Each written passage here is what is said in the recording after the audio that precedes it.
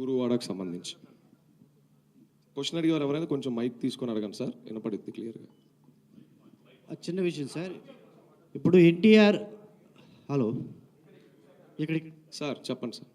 ఇప్పుడు ఎన్టీఆర్ అసోసియేషన్ పేరుతో మీరు చేస్తున్నారంటారు. అసలైన అసోసియేషన్ అధ్యక్షులు కావచ్చు, అంటే స్టేట్ అధ్యక్షులు కావచ్చు, అదేవిధంగా మొత్తం మన ఇండియా అధ్యక్షులతో వాళ్ళతో మాట్లాడితే మాకు ఎటువంటి సంబంధం లేదు అనేసి వాళ్ళు చెప్పడం జరిగింది. అంటే మీరు ఈ కార్యక్రమం చేయడానికి ముఖ్య ఉద్దేశం ఏంటంటే ఎన్టీఆర్ని పైకి తీసుకెళ్ళడానికా, లేకపోతే ఆయన పేరుతో మీరు ఏదైనా చేయడానికా అనేది చాలా మంది ప్రజల్లో వస్తున్న ఒక అనుమానం. దాన్ని మీరు క్లియర్ చేస్తే బాగుంటుంది సార్. ముందుగా ఇంత కార్యక్రమం అవుట్లైన్ ఇదంతా చెప్పిన తర్వాత ఆబ్వియస్లీ తప్పకుండా అది రామారావు గారిని జనాల్లో ఇంకా బాగా బ్రహ్మాండంగా ఆయన అభిమానులు ఎంత గొప్ప అని తెలిసేలా చేయటం కోసమే సార్.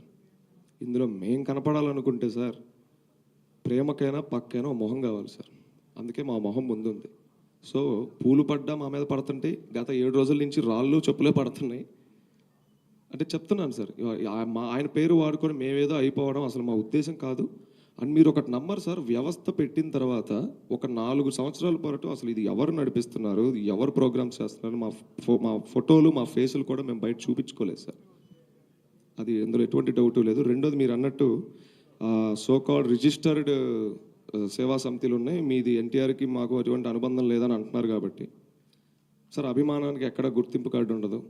ఇదేం పార్టీ కాదు సార్, దీనికి మెంబర్షిప్ కార్డు ఉండడానికి. ఇది అభిమానం. గ్రామ స్థాయి దగ్గర నుండి గ్రామాల దగ్గర నుండి పట్టణాల వరకు ప్రపంచం అంతా ఉన్నారు సార్ ఆయన అభిమానులు. వీళ్ళందరికీ కార్డులు కావాలంటే నాకు తెలిసి ఆ సర్వరే సరిపోదు.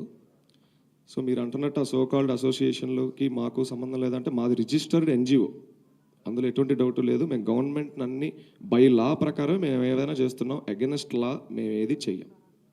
100 కోట్లు 100 కోట్లు ఖర్చు పెట్టి మీరు చేస్తున్నారని చెప్పి ఈ 100 కోట్లని ఏ విధంగా మీరు తీసుకెళ్తుంటే సార్ సమకూరుస్తున్నారు? అంటే ఎన్టీఆర్ పేరుతో సమకూరుస్తున్నారా, లేకపోతే మీ దగ్గర ఏమి డబ్బు లేదు మేము చాలా చిన్నవాళ్ళం అంటున్నారు, 100 కోట్లు మరి ఎక్కడి నుంచి తెప్పిస్తారు సార్? ఇందాకే నేను మాట అన్నాను, మాది రిజిస్టర్డ్ ఎన్జిఓ. ఒక ఎన్జిఓకి సిస్టంలో ఎన్నిటికి యాక్సెస్ ఉంటుంది, అలాగే ఎన్నిటిని చేయగలదో ఇక్కడ సగం మందికి తెలియస్తారు బయట. అంటే అది వాళ్ళ సబ్జెక్ట్ కాదు, అది తప్పేం కాదు. మేము కూడా చాలా తెలుసుకున్న తర్వాతే దీంట్లోకి దిగడం జరిగింది. 100 కోట్లని మా కారు డిక్కీలో ఉన్నాయనో, లేకపోతే మా ఇంట్లో ఉన్నాయనో, మా సభ్యుల దగ్గర ఉన్నాయనో మేము ఎక్కడా చెప్పలేదు సార్.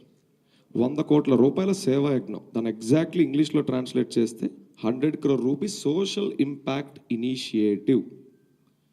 అంటే మీ జోబులో నుంచి ₹1 తీసి ఖర్చు పెట్టారంటే ఆబ్వియస్లీ ఇంకొకళ్ళు వచ్చి ₹9 ఖర్చు పెట్టి చేసేటట్టు మీరు చేశారు. అక్కడ ₹10 సేవ చేయించినట్టు మీరు. అక్కడ ₹10 మా జోబులోంచి పెట్టాల్సిన అవసరం లేదు. మేము సామాన్యం అంటున్నాం సార్, మా దగ్గర 100 కోట్లు ఎలా వస్తాయి? అన్ని పుకార్ని మేమేమి ఇలా రుద్దలేదు సార్. మేము స్ట్రిక్ట్లీ మా బోర్డు మీదే ఉన్నాం. అండ్ ఒక రోజు ఒక వేదిక వస్తుంది, ఆ వేదిక మీద వివరిస్తాం, ఈ 100 కోట్ల గురించి కూడా చెప్తాం. సో ఈ 100 కోట్లకు ఒక ముఖ్య ఉద్దేశం, మా టెక్నికల్ టీం, మా లీగల్ టీం గత 6 నెలలుగా 7 నెలలుగా కష్టపడుతుంది ఒకటే, CSR funds, corporate social responsibility funds. So దీని గురించి అందరికీ పూర్తి అవగాహన ఉండదు. ఇప్పుడు ఈ ఊరువాడ కార్యక్రమం నందమూరి తారక రామారావు గారు అనుమతి తీసుకున్నారా? ఒకటి. రెండోది, 2 రాష్ట్రాల్లో చేస్తారా, ఒక ఆంధ్రప్రదేశ్లో మాత్రమే?